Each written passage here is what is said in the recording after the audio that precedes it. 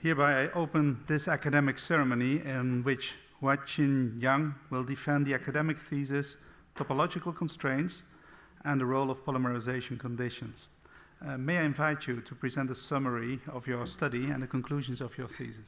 Thank you, Pro-Rector. Dear Pro-Rector, community members, friends, family, and my supervisors, welcome, good morning. Within the next 15 minutes, I'm going to summarize my PhD work, Topological Constraints and the Role of Polymerization Conditions. Before I go to the details, I would like to introduce you my polymer, polyethylene. Polyethylene is a beautiful polymer which is grouped by the ethylene unit as shown here. And normally the monomer ethylene can be obtained from the fossil-based oil. And nowadays we can also obtain from the bio-based resource, for example, sugarcane. And as a researcher, when I receive the monomer ethylene, I need to think about how to make use of it. For example, how to transform it to a polymer and eventually make the polymer material. Similarly, as my mom, she's a chef in my family, she needs to think about how to transform the resource to the food and feed the family. So for example, she needs to think about how to transfer the flour to noodles. Similarly to making a noodles, for making a polyethylene material, there are two steps. First is the polymer synthesis, and the next one is polymer processing. And now let's take a detailed look about how these two steps. First one is polymer synthesis and the dough preparation. When I received the ethylene and my mom received the flour, it's not enough because we couldn't do much about it. So we need to add some integrates. For example, she needs to add some water, salt, and oil into the flour, and I needed to add the catalyst system and the solvent. And later with putting into a reactor or container, with mixing, we can eventually produce a polymer. For her, she will obtain the dough. And according to different requirements or different personal flavor, we can use different process way. And then we can produce different type of polymer material, or for my mom, she can make different type of noodles. So after I understanding the whole process, how to transform the monomer to a polymer, and then eventually to make the material, I need to think about then how I need to improve my polymer properties. And for my mom, she need to think about then how she need to improve the taste of the food. So for her, the answer is she make different doughs. And for me, as my understanding and study, I know the molecular weight will significantly influence the properties of the polymer. For example, for polyethylene, when the molecular weight increases above 1 milligram per mole, its material has excellent properties. For example, high strength, high modulus, good wear, good abrasion, and also good chemical resistance. And normally in the industry, they will use the heterogeneous catalyst to synthesize the ultra-high molecular weight polyethylene. Due to its high molecular weight, so its polymer melt has very high viscosity. Thus, this type of ultra-high molecular weight polyethylene cannot be easily processed by the melting process, for example, extrusion or injection. And also due to the catalyst they used here, like showing the red points here is the activity sites. They are too close to each other. So the growing polymer chains can easily overlap with each other, eventually form the topological constraint within the long crystalline regime. So this material can also not be easily processed by the deformation. And in the industry, they will normally use the solution spinning to produce the ultra-high molecular weight polyethylene fiber. However, in this process way, a large amount of the solvent are required to dilute the polymer chains, and also a large amount of the energy needs to be consumed to remove the solvent from the final product. And with our previous group members' work, we found that in a controlled polymerization conditions, as shown here, by using a homogeneous polymer catalyst system, it's feasible to produce a no-entangled ultra-molecular weight polyethylene. As shown here, there are less topological constraints distributed within the long crystalline regime. So this resultant ultra-high molecular weight polyethylene particle can be easily deformed below the melting temperature with a solid state process way, and eventually to produce good properties of ultra-high molecular weight polyethylene tape. So after understanding from these two, we know that the topological constraints matters. So in my work, I need to understand the role of topological constraints within the polymer mode. So in chapter 2, first thing, I have chosen 4 different catalyst systems to produce a polymer. Similarly, after my mom making the dough, she need to think about if my dough is good or not. So she need to use her hand, eyes, nose, or mouth to test the softness, stickiness, expansion fragment. And for me, I need to use some characteristic tools as shown here to understand some key parameters of my polymer. For example, the molecular weight distribution, melting temperature, and also the crystallinity. So in chapter 3, I have chosen one specific catalyst to produce a low entangled, low molecular weight polyethylene within 10 minutes polymerization time. And with the help of DSA, I get knowing that the melting temperature of my polymer is around 138 degrees, and the enthalpy is around 230 joule per gram. With the help of high temperature GPC, I get low the molecular weight of my polymer is around 0.4 milligram per mole, and the molecular weight distribution is around 2. And furthermore, to understand the polymer melt, I have used the rheometer to understand the polymer melt to see how the topological constraints transform within the polymer melt. So firstly, we observed the melting equilibration process from a shear relaxation measurement. As shown here, you can see the storage modulus build up increases the value of storage as function of time.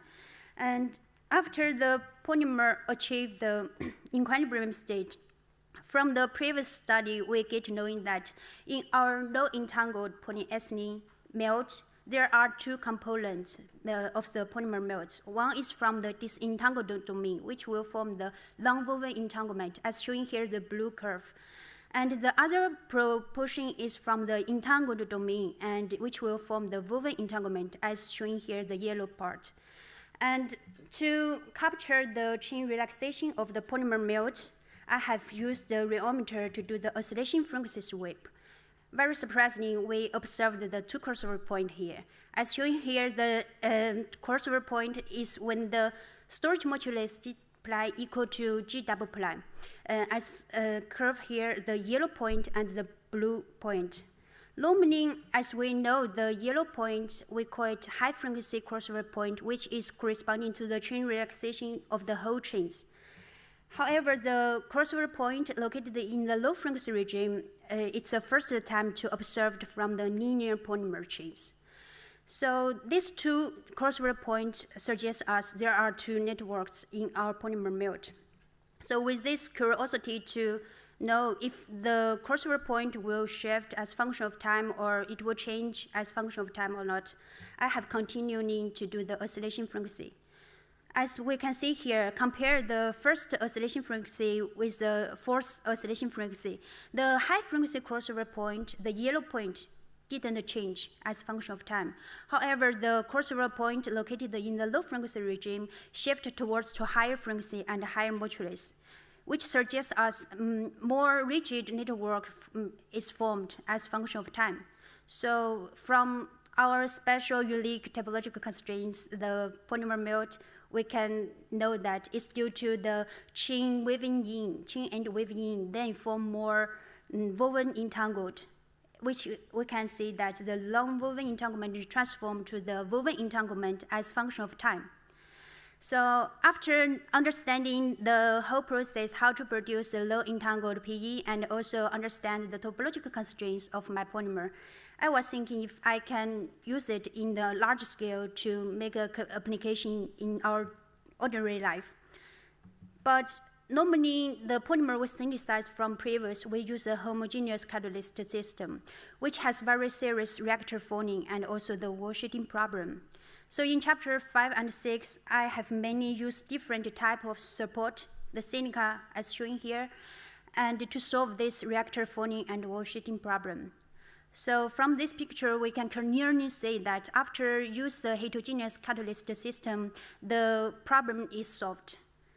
And very luckily with the help of my colleague, Joris, who is located in KAUST, and he helped me to process synthesize the ultra-harmonic rate polyethylene in a solid state into ultra-harmonic rate polyethylene tape.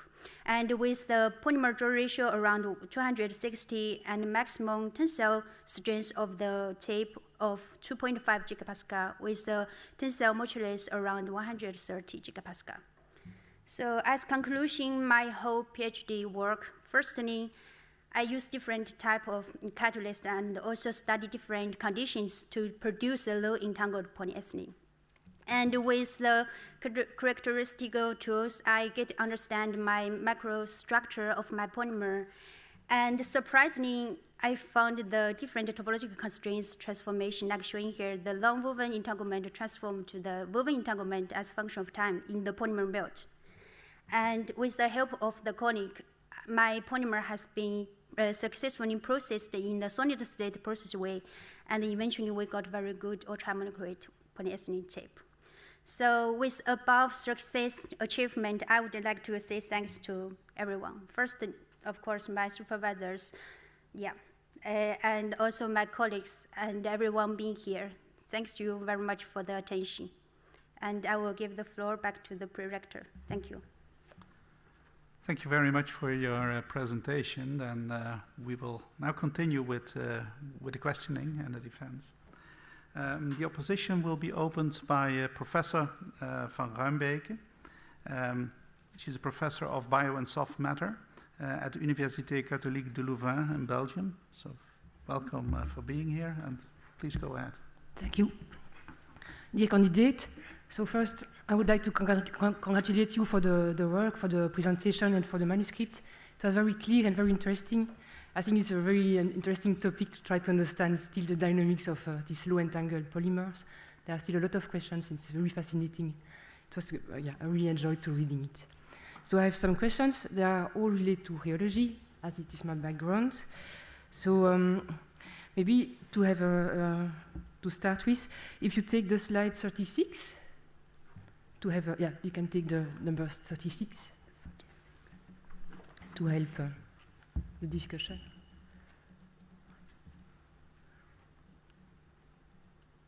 Oh, sorry. 36. Yeah.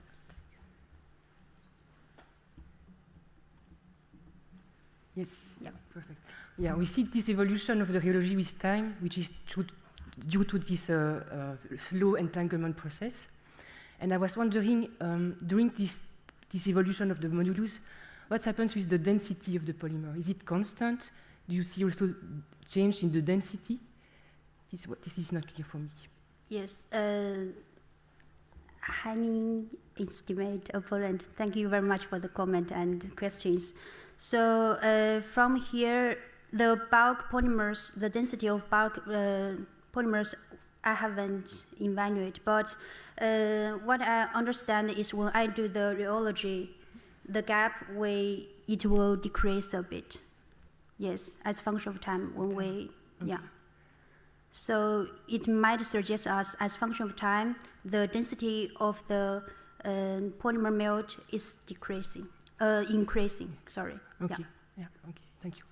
And also you see that, so you have to heat this sample, which comes from the crystal state, and then you see that at the beginning, at short time, you have like a plateau. It takes some time before starting to entangle. Why do you have this waiting time before starting to re-entangle?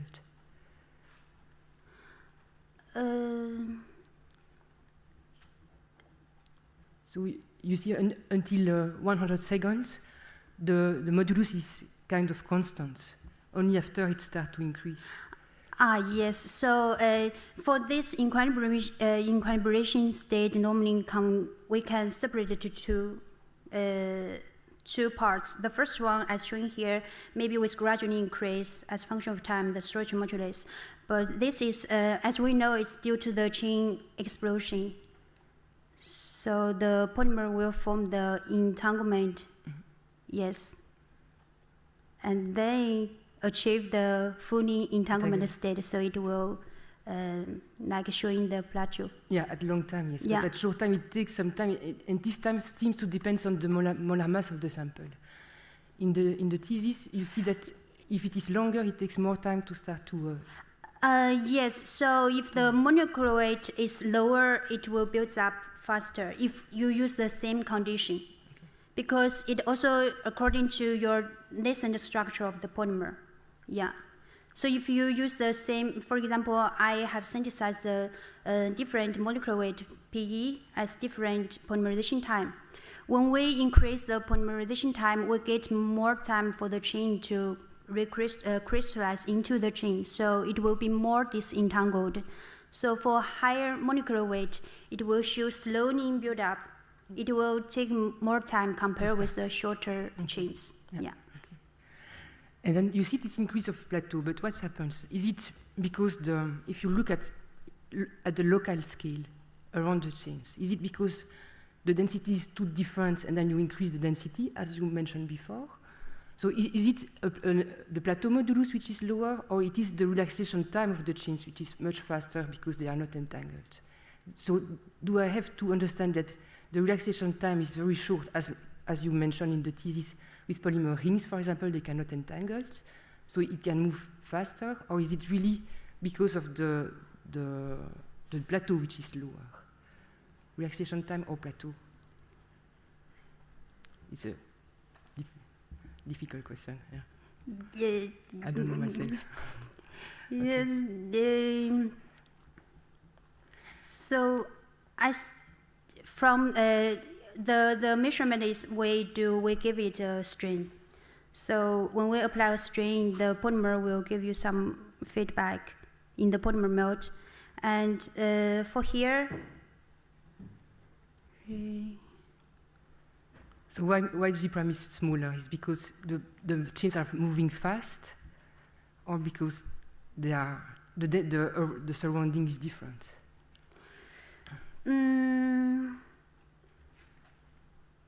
So Professor Evelyn, you are talking about the different molecular weights, or sorry? No, this evolution of the modulus. Yes. So you see the plateau is divided by ME, but it also depends how fast the chains can move. If they are very well entangled, but they can move very fast, the modulus will also be very low. If the polymer chain is more entangled, so it will form the plateau very fast, yes. If the polymer chain is less entangled, for example here, it will show gradually build up. Yeah, okay. Because it's okay. My question is maybe not easy. So if you go to the slide 42, about this second crossover point. Yes. Yeah. So you see that this second, you say this is not because of branching chains. However, you see this second shoulder is very low, so it corresponds to something like 4% of polymer in the sample, which is moving slower than the 96 other percent. 4%, you have extremely long chains. So to have 4% of branch polymer, that means a very minute amount of branching point, less than one branching point for 10,000 monomers. Is it something you can still see with NMR? Yes, so we have done the MR of those samples before and after rheology, and we didn't observe the branch carbon singular. Is the sensitivity of NMR technique enough to see one branching monomer for 10,000 monomers? Yes, so the sensitivity is 1 carbon from 1,000, if I don't misunderstand, remember. Okay. Yes. So did you check that you are above this limit? As what I studied, I already checked. It's not this case for branch, because if it's due to the branch, the crossover point will also not shift. It will stay the same as function of time. Okay, depends. Okay. Yeah. Thank you. So this is okay. Still have time? Yeah, you still have time if you want. So you don't have the figure here, but in figure 4 of this chapter, you have 4 different molar mass, and you see that the plateau modulus is not always at the same position. So it's page 67 from the previous version. 68.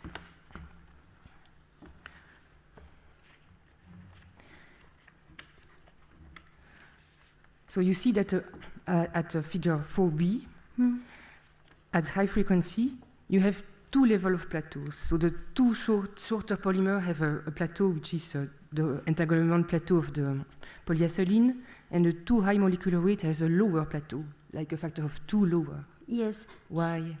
So the molecular weight distribution will also influence this phenomenon. For example, for the polymer synthesis from 5 and 10 minutes is around molecular weight distribution 1.5, and for the polymer synthesis from the 30 and 6 is around 2 or broader.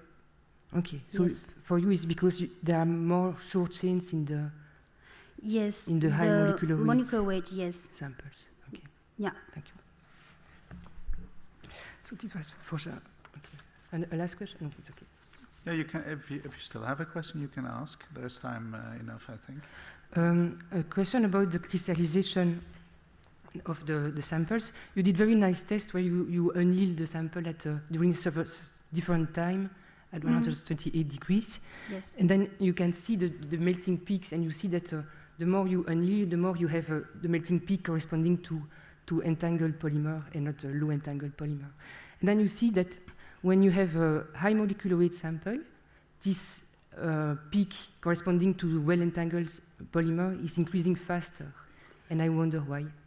Yes, so this is also very surprising observation from the crystallization protocol. For us, because we are thinking due to very short chain, so it will, when you give it appropriate crystallization temperature to crystallize, because the chain very easily to crystal for compare with the longer chain. So for the shorter chain, it will immediately into crystal back, and everything will be crystal. So give the only one peak of the melting temperature. Okay. Yeah, so we think it's also related to the chain length, the polymer chain length. Okay. Yeah. Thank you. Thank you. Thank you. Then we will continue the opposition by questions from Professor Ginsberg. Professor Ginsberg is a professor of soft matter, rheology and technology at the Katholieke Universiteit Leuven in Belgium. Please, the floor is yours. Thanks, Huaqin, for the nice presentation, and also I enjoyed reading your thesis. I can only encourage doing more oriented research. Sorry, I think you can hear me well now. Yeah, I do have a couple of questions. So let's start with the chemistry. Please leave the microphone on. Is it okay now? Yes. All right. All right, let's start with the chemistry part. So let's go to your chapter 2, which was basically a slide when you were showing the ligand structures and the final, let's say, pre-catalyst structure. So my first question is, so as we can see, this is titanium based. Can you maybe elaborate a little bit more? Why did you pick titanium, and what other alternatives could be? Highly estimate of Poland. Thank you very much for the questions. So why we choose titanium? Because based on the former research, we get to know that we can also use, for example, vanadium and also the PD. But for titanium, it can produce the high molecular weight polyethylene. That's why we choose the metal as titanium. And why different structure here? So this part I'm mainly to study this different structure of the catalyst, how it will influence the molecular weight of the synthesized polymer and also the activity. Yes. So. Okay, so if we look into this bisphenoxyimine catalyst family, let's say if you go back to original papers on that, they also tested the zirconium and hafnium analogs, and actually they did see the differences. Are you aware of those differences and what those differences are? If you compare those, let's say, if you compare titanium based with zirconium based catalyst. Thank you, Professor Anton. So I have tried also zirconium as a mental center to produce a catalyst, but with the same polymerization condition, for zirconium, it will only give the small molecular weight polyethylene. For example, within 1 hour polymerization time. For titanium, it will provide me around 1 million gram per mole. However, for zirconium, we only obtained 0.2 million gram per mole. So for us, we want to obtain higher molecular weight of polyethylene. That's why I choose titanium as my candidate. Is it, according to you, is it purely the influence of the metal, or this could also have something to do with the ligand structure? So based on the former study, so first of all, of course, the mental center also matters. And also, as shown here, I use different structure of the ligand, and it also will influence a lot because, for example, the electricity and electronic density is different if you use different ligand. So both of them are matters in this aspect. Okay. Yeah. I know actually that even with the zirconium-based catalyst, but with the proper combination of the ligand, this could actually be more active from what I remember, but I might not remember all those aspects. Then let's talk about the ligand. So you seem to play only with the moiety around the imine, right? Mm. And if I'm correct, you tested 4 different substituents there, or more maybe, but they were clearly good performers, yeah. And you picked the one I think which is a good performer. This was just a phenyl substituent. Let's say, but you also saw that in some cases. So, for instance, when you have pentafluorine substituted. This also gave you this decent activity, but the other 2 were not productive, I think, almost at all. Do you have a good explanation for this? Yes, Professor Anton. So for the pentafluoride, because the fluoride will have very strong electron extraction, so it will make the mental center also more active for the monomer growing. And for the other 2, because for example, the fluoride here, we 2 fluoride close to the N group, it's more considered for the steric effect. So compared with the pentafluoride, for the 2 groups close to the N group, it will not influence a lot. So will not provide the longer chain of the polymer. Mm-hmm. Yeah. All right. So still going back to the ligand. So this was the imine moiety. You seem to you didn't really play with the phenoxy element of the structure. So there you only have the tertiary butyl.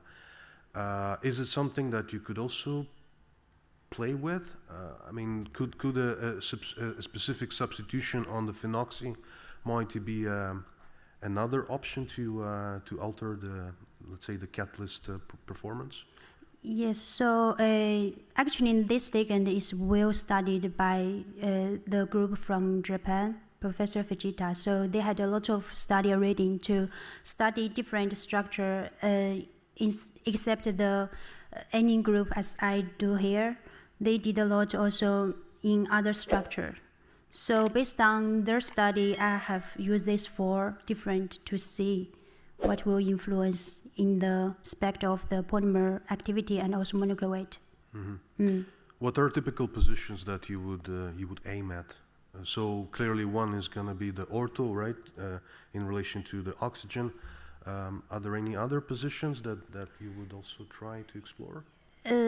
For myself, I haven't tried, but what I read from the former work is around, for the example, the terbutane group, they will change it for different structure, and also the group in a larger way in that group, in that structure, yes. Okay. maybe just a couple of, I'm still okay with the time, or okay? Just a couple of follow-up questions on the synthesis part. Well, let's say to wrap up the discussion on the ligands, are they all well soluble? Because I guess you prepare a catalyst a solution. You hope to prepare a catalyst solution, right? And I think you use the toluene for that, also in a mixture with MAO. Did you see any differences in terms of catalyst solubilities? And so, yes, when I use toluene, I mostly only use toluene as a solvent. When I use toluene as a solvent, the catalyst will dissolve into the solvent. Whatever the ligand is. Yeah. Okay. All right. About the polymerization, apparently you didn't mention this in your presentation, or unless I missed it, but this is a very important element of the polymerization part, is that you run it at lower temperatures compared to conventional analogs. So how low this was? This was around 10 degrees, if I'm correct? Yes. So for my polymerization, I all done in 10 degree temperature. So in that sense, when you have an extremely high, well, when you have a high performing catalyst, yeah, and obviously that reaction is going to be also highly exothermic. Were there any issues in controlling the, let's say, the polymerization temperature, pretty much controlling polymerization conditions? Yes, so Professor Anton, here we control the low temperature for polymerization because we want to make sure the the chain crystallization is promoted. Then we can, this is our thought how to produce a low entangled PE. So for this one, if, for example, if we can choose a more activate catalyst to synthesize the ultramonocrite polyethylene, it's also feasible to control the temperature or other condition to obtain the low entangled PE. So it is possible.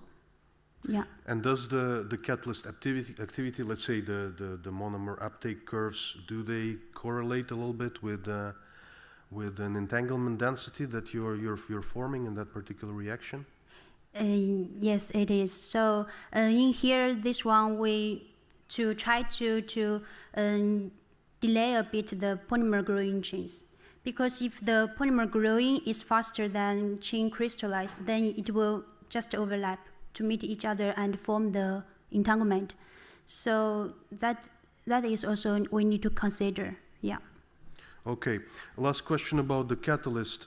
Is it something that you can run on existing assets in existing polymerization plants, or you need to come up with a new idea? Yeah, so unfortunately for this catalyst we use here, it cannot be stand for the acid. It's very critical for the polymerization condition. So we cannot use any water sensitive things to relate it. Yeah. But let's say if you take this catalyst family and you try to run it on a typical Dyneema polymerization plan, can you do that? I'm not sure, because for myself, I don't know how the Dyneema, the polymer of the Dyneema fibers to synthesize, because I don't know. Sorry for that. Yes, but I think it is feasible, because say in the chapter 5 and 6, we are also aiming to upscale our polymer synthesis. That's why we also applied Seneca. And Seneca has some OH group on the surface, so we use MAO to remove it first. So I think from the chemical controlling, it's feasible to bring it into the market. Yeah. Mm-hmm. Okay. So if we compare that let's say the polymers prepared on your catalyst family that you were busy with conventional Ziegler-Natta based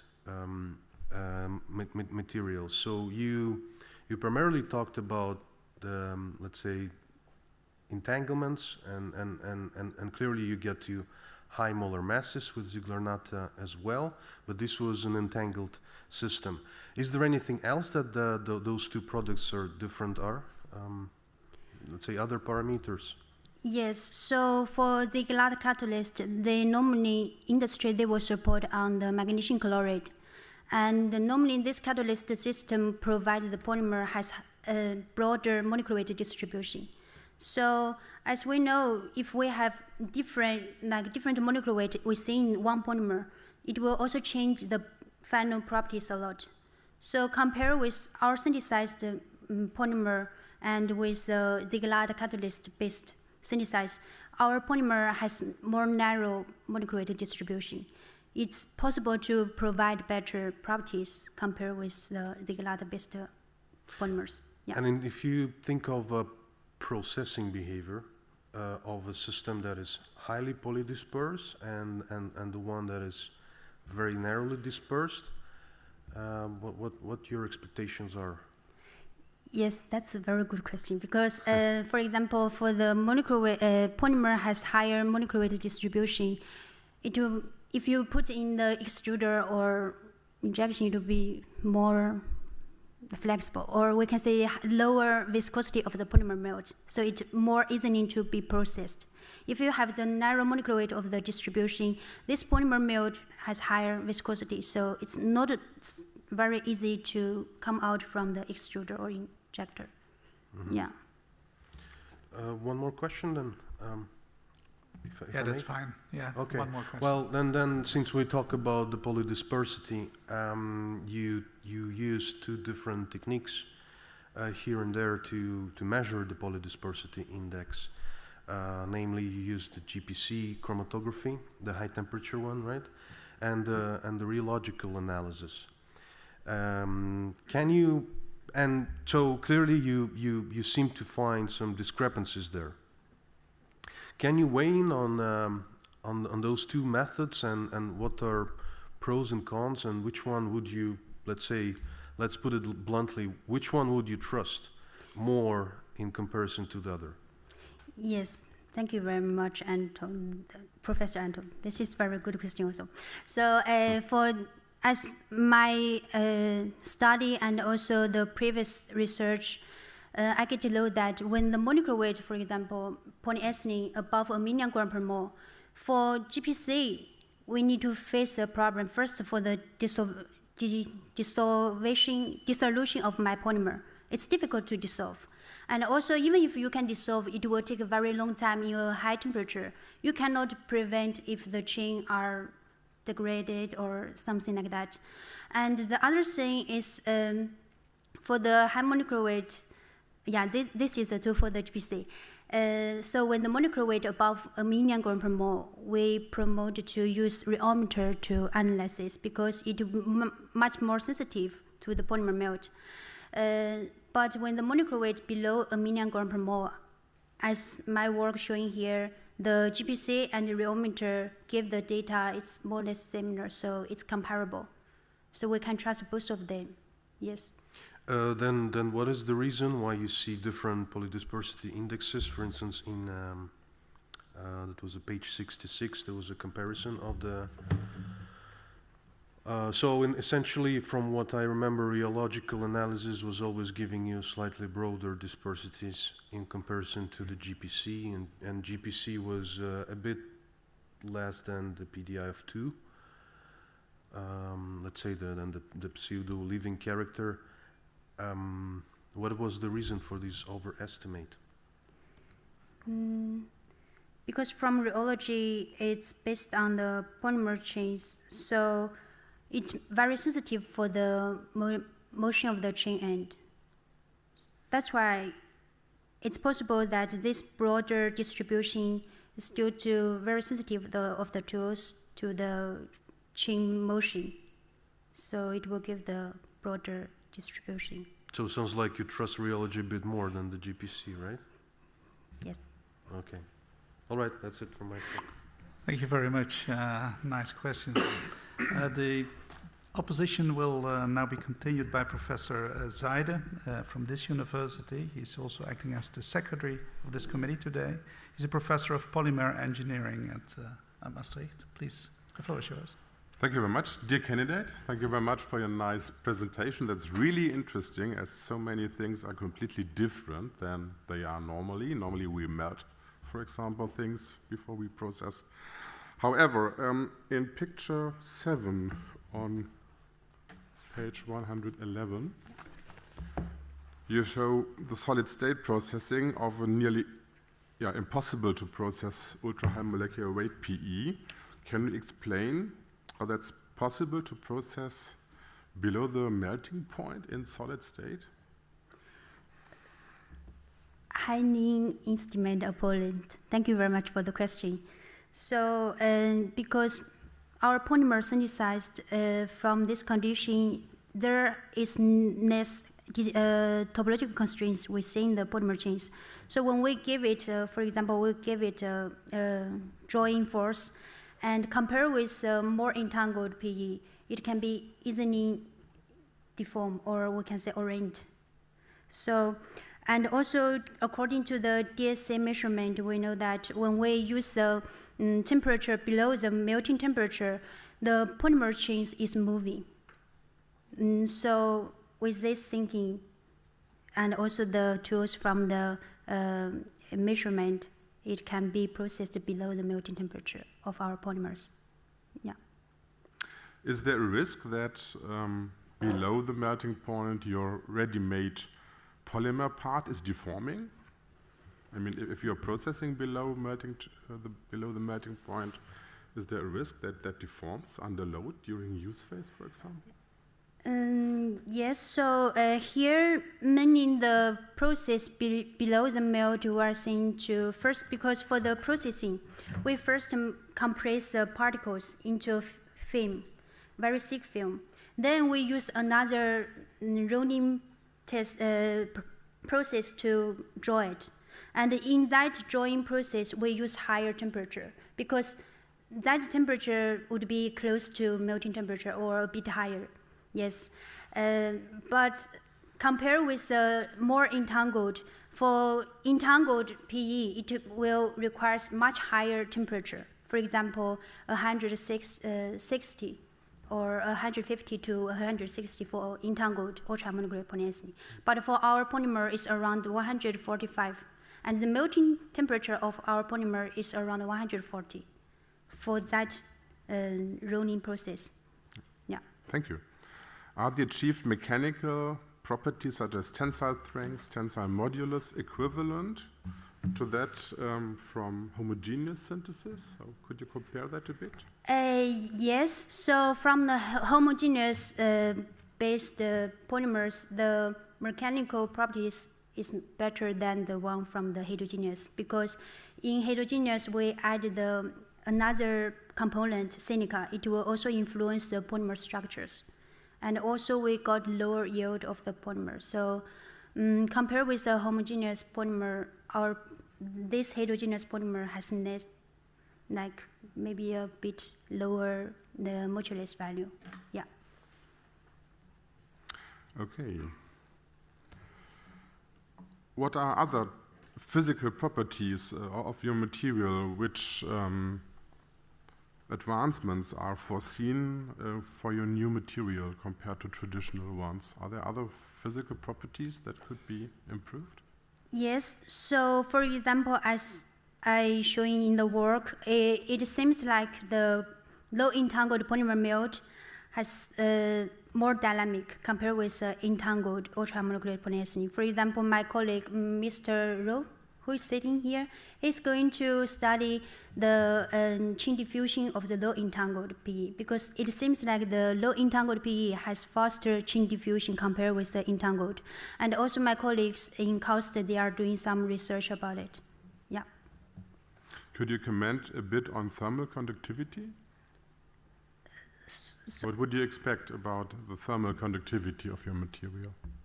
The thermal conductivity? Thermal conductivity. Conductivity of heat. Sorry, Okay. Professor Gunnar. Then let's jump to the next question.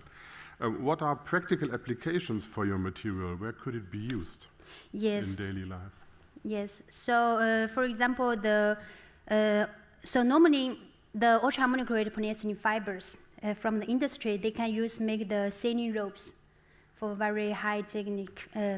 And for us, the ultra-harmonic tape, we can make the gillette-proof jacket to make different lines when we make the arrangement, because it has very high modulus.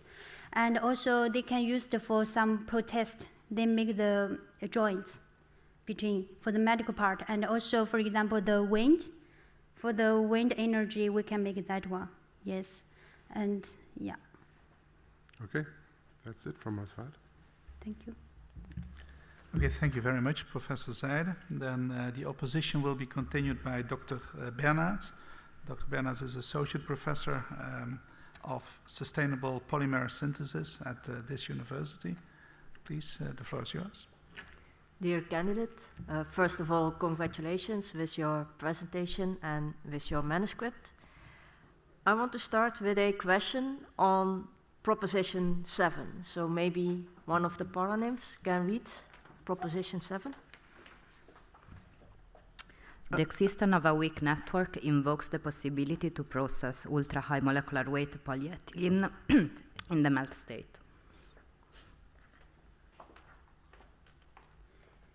Can you explain what this weak network means? Highly estimated Poland. Thank you very much for the question. So the weak networks, as I showed in slide 37. So here, as we can see, the blue frame, it shows we can call it a weak network as non-woven entanglement, compared with the traditional woven entanglement, as shown here, the yellow curve. Yeah. And then I have another question on Proposition 8. The understanding of low entangled polyethylene enables a promising route to explore other polymers. So what other polymers do you have in mind?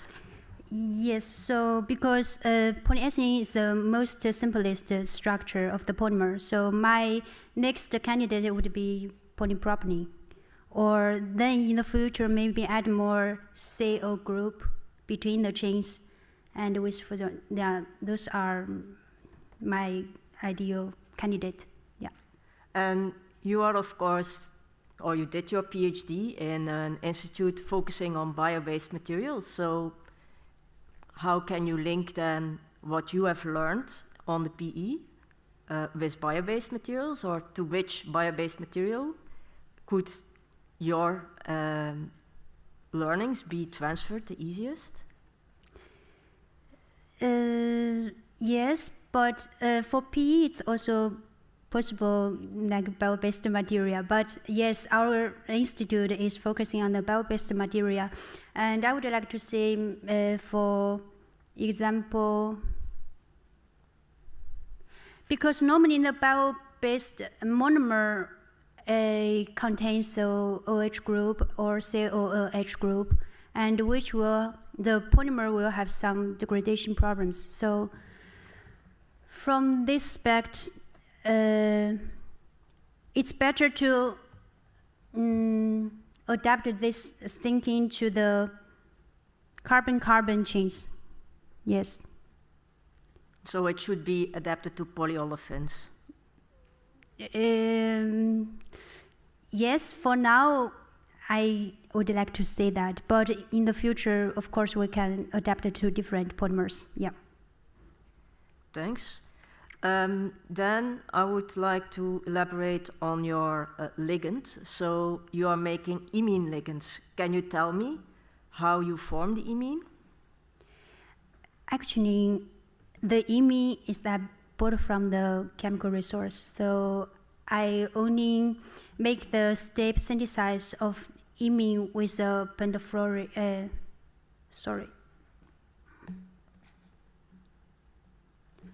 Here. Yeah.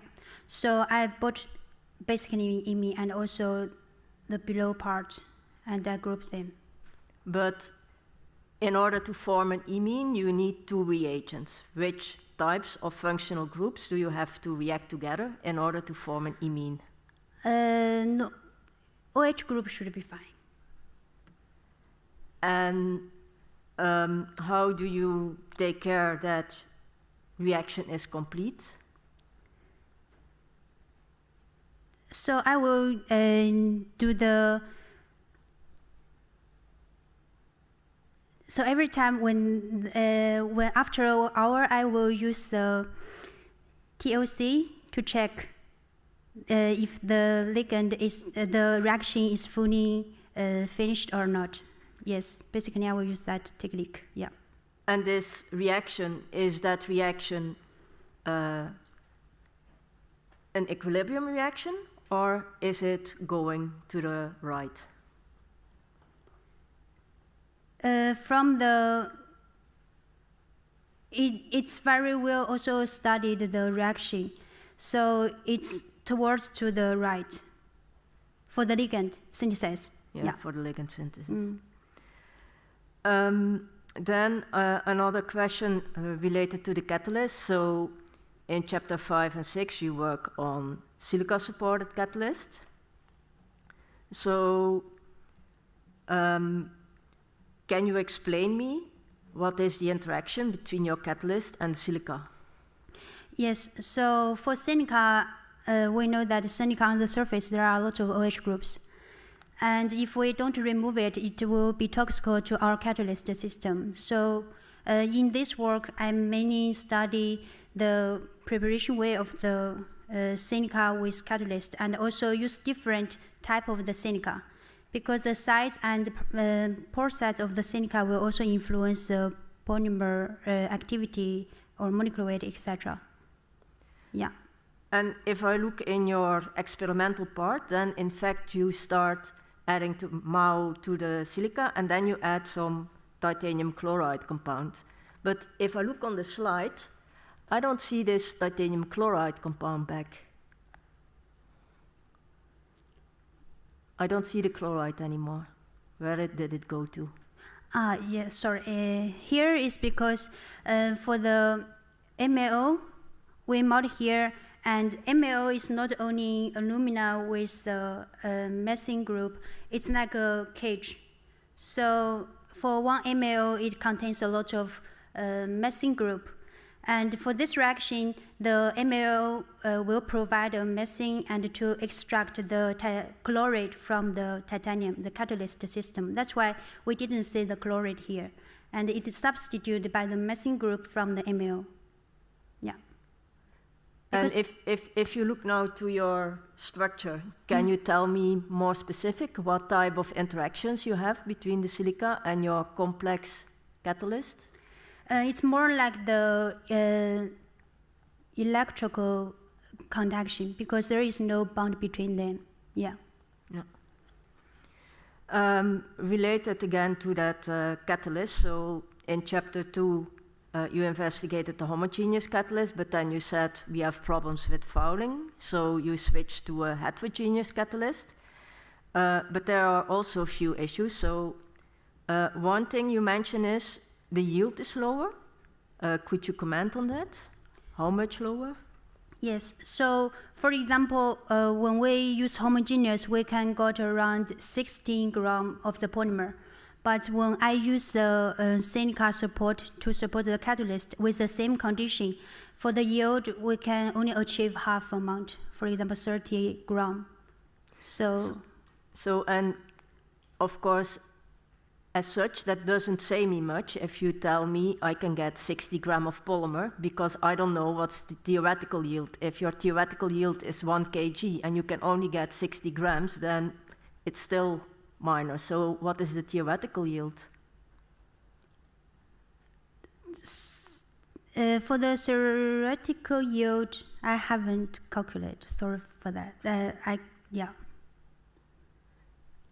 Because, for example, if I add this amount of catalysts, not everyone will be in real to be activated. So, yeah. Mm-hmm. And in case you use this heterogeneous catalyst, you also mentioned that you have problems with remaining silica in your polymer. So how can you tackle that? Yes, so in chapter 6, I have mainly focusing on the silica influence on the low molecular weight PE. And we observed that there are the behavior happened when we go to shorter chains. But in the high molecular weight, for example, chapter 5, ultra molecular weight polyethylene, we didn't observe a lot of influence from the silica because the yield of polymer compared with the silica contained in the polymer would be much more. So in that aspect, we can ignore the silica in the polymer. So you didn't do a purification step to remove the silica? Because from the polymer, so when the polymer grows, it will theoretically cover all the silica within the polymer. It's really difficult to remove all the silica from the polymer product. Yeah. I so, see. yeah. Then in the impact session, you say that PE holds the potential in resolving the challenges of composite recycling by replacing the hybrid composites by one-component composites. Could you explain? Yes, sorry, I need to check a bit. It's page 149 on top.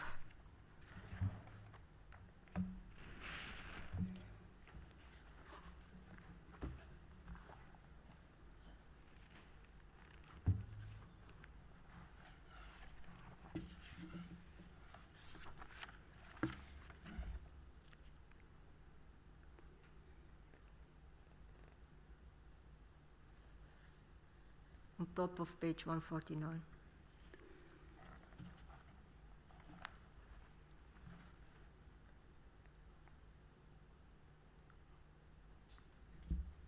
The polymer also holds potential in resolving the challenges of composite recycling by replacing the hybrid composites by one-component composites.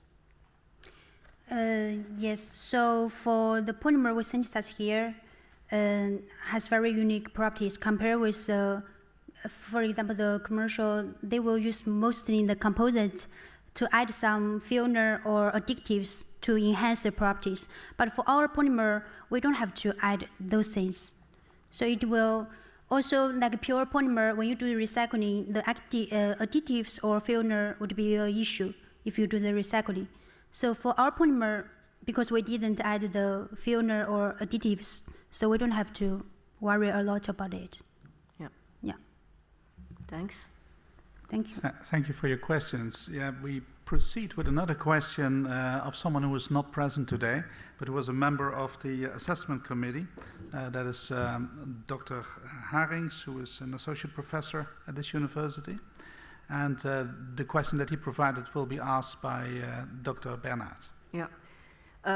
On page 15, you have equation 8.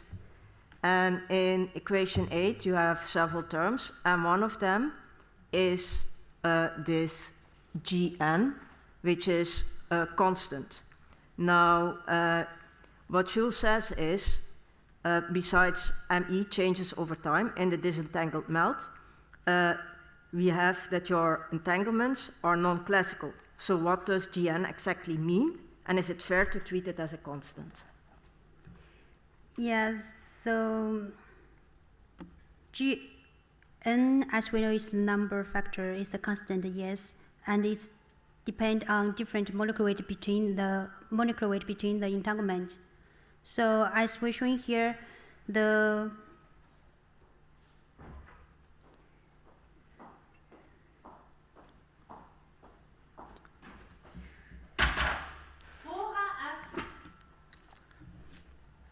Huaqin Yang, the time appointed for defending your thesis has passed. The degree committee will now withdraw to discuss the quality of your thesis and your defense. I request that you and your company and the audience await the result of our deliberations and our return in this room.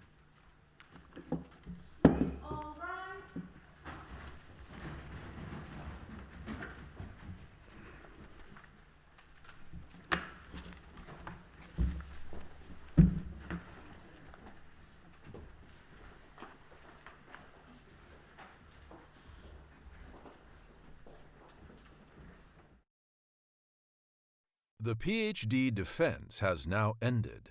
The degree committee will debate the candidate's performance behind closed doors. This process usually takes about 10 minutes. In the meantime, let's take a closer look at Maastricht University's renowned teaching method, problem-based learning. Once the pro-rector reconvenes the session, we'll tune in and continue the live stream.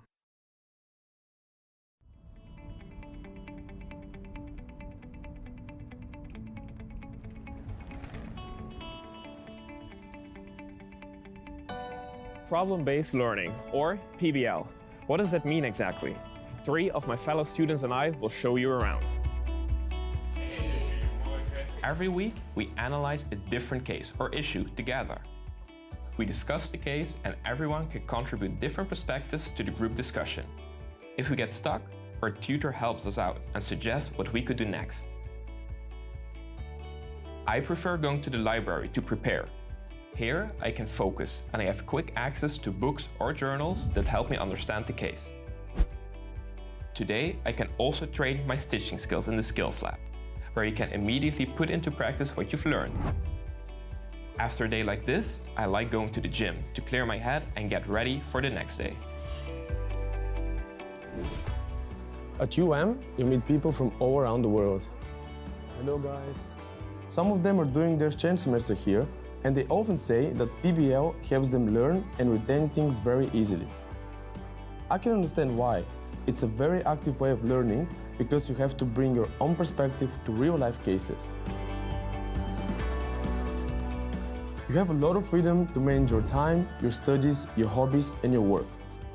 Of course, that also means a lot of responsibility. Right now, for example, I'm arranging my exchange semester in Madrid. How cool is that? In this group session, we're the managers who have to allocate the resources of a real company. This is how we put into practice what we learned this morning. Studying here means being proactive and learning to plan well. Prioritizing and performing well under stress are great skills that help you develop as a person. But now, it's time to grab a coffee at the Student Service Center.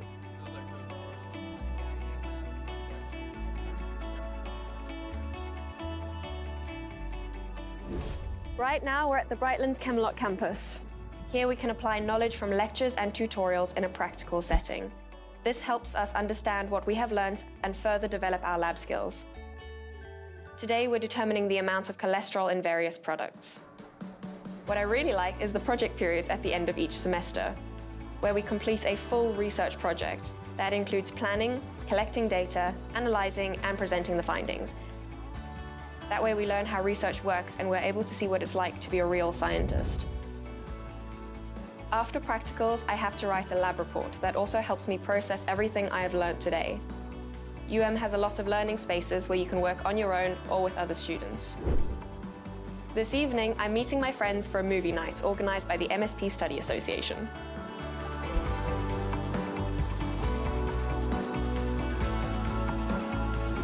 If you study law, you have to read quite a lot.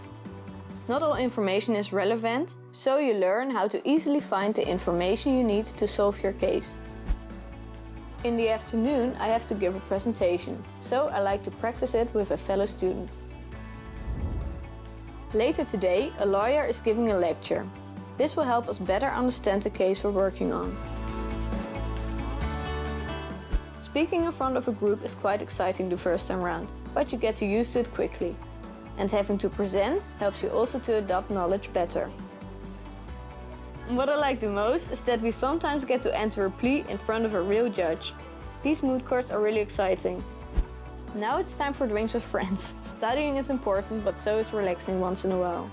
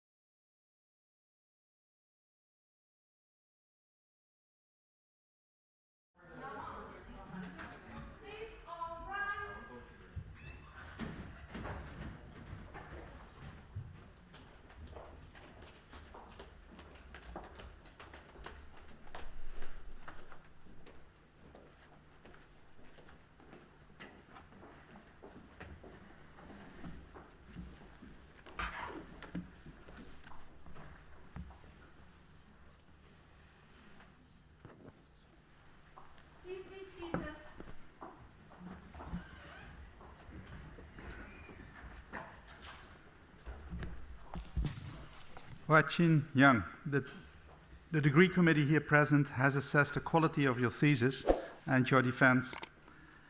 In view of its positive verdict and taking into account your previous qualifications, the degree committee has decided to grant you the degree of doctor. Professor Sanjay Rastogi is authorized to confer upon you this academic distinction in accordance with the Dutch university custom. I invite your supervisor to now take the floor. Please all rise.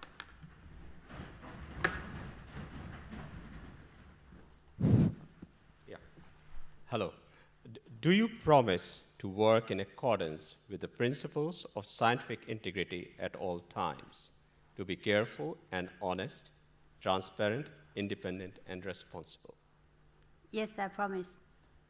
By the authority vested in us by law and in conformity with the decision of the committee here present, I hereby confer upon you, Huaqin Yang, the degree of doctor and grant you all rights attached by custom and law. As evidence of this, I now present you with the degree certificate signed by the rector, the secretary, and the other members of the committee, and affixed with the official seal of the university.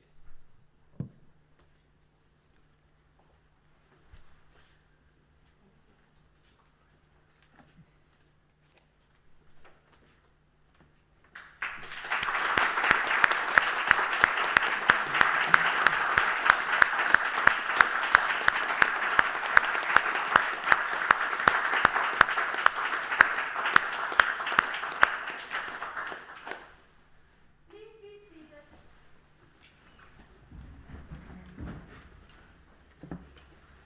Dear Dr. Huaqin Yang,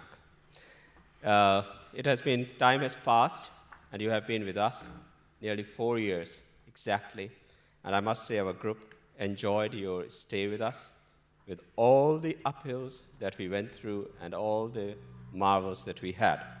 I think the person who worked more closely with you than me is my dear colleague, Dr. Romano. And I'd like Dr. Romano to express his views and to say a few words. Thank you, Sanjay. Thank you, Sanjay. Dear Dr. Yang, dear Huaqin, after 4 years of work, the big day has finally arrived, and I also would like to add, well deserved. Your journey started 4 years ago when I was looking at a list of over 3,000 applicants. And I remember very vividly that your background and your expertise stood out from the list. And I wrote you an email straight away, and I was very happy to receive an answer from you. You arrived in Maastricht with a lot of enthusiasm, willingness to help, to learn, and we have all appreciated in the department is. You quickly became acquainted with the European culture, especially when it came to drinking. You can drink. Jokes aside. I'm proud to say that after 4 years, you have mastered the noble art of the synthesis of low-entangled polymer, PE in this case. But even more impressive, you have mastered the polymer physics related, which is a big achievement. And for those, I can only congratulate you. The journey was not always bright and easy, of course. There was a time where you struggled to get some good results, and your motivation was a little bit on the lower side. But then the second crossover point came, you were very happy, and the smile was back in the face. You have truly contributed to improve our knowledge and understanding of the polymer chemistry, polymer physics, and for the synthesis and characterization of the disentangled ultra-high molecular weight polyethylene. With those words, I wish you all the best in your future career, your personal life. You deserve it. Congratulations again for your doctorate, and Xin. Thank you, glad to meet you.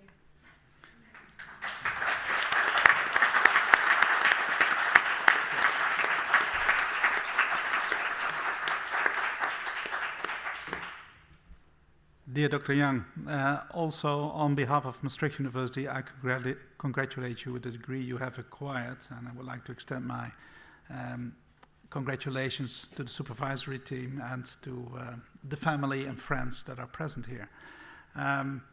So I will now close the academic session. That means it is time to go to a reception. We as a party will first go to the stairs to take pictures, but the audience is free